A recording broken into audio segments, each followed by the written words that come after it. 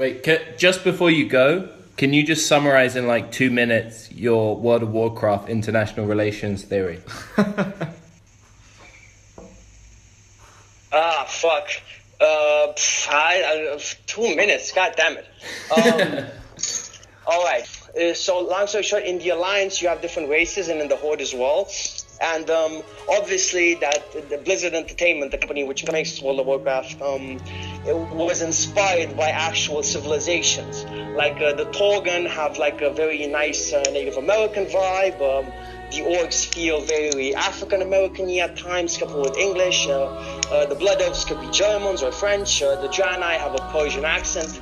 Look, long story short, they are inspired from the real world, but if you take away the stereotypes, they fit in nicely with like the world paradigm as it is now. Like you can have the Alliance, which is humans, which could be Americans.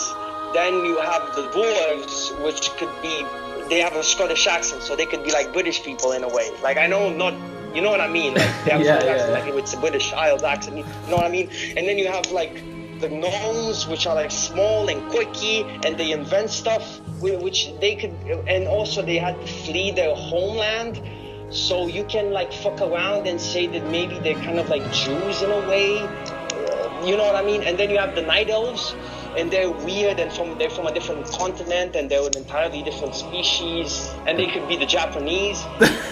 And then you have like, if you go to the other side, and if you go to the other side, you'll go to the Horde, right? The Russians are obviously orcs. There is no doubt that the Russians are clearly orcs.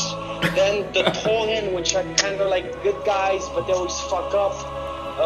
They could be, they could be, and they're spiritually and shit, so they could be Indians, like from the subcontinent, like not casino Indians, not like Red Dot Indians, your former colonial underlings, those Indians. Right. And then you have the undead, which like have been through a massive amount of wars, but there's a lot of them.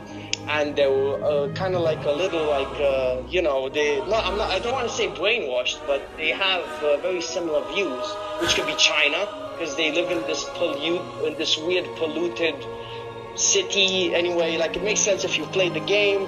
And then the Blood Elves could be the Russians again.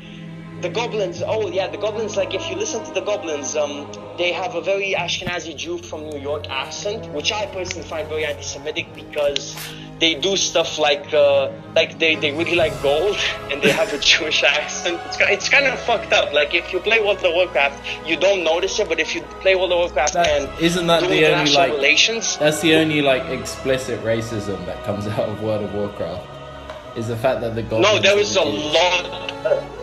No, there is a lot of explicit racism there is a lot.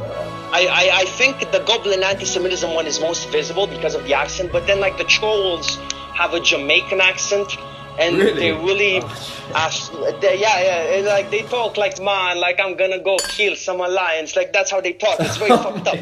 But like, and they're very athletic, but they're loyal, like Uncle Tom's. But they're like lazy, they don't work all the time. Like there's literally this quest, if you start playing as a troll, like for the first 20 levels, your quests involve convincing other trolls that they should work. To smoke There's a lot of it, but you notice it when you do stuff like national relations, where you are aware of the racism.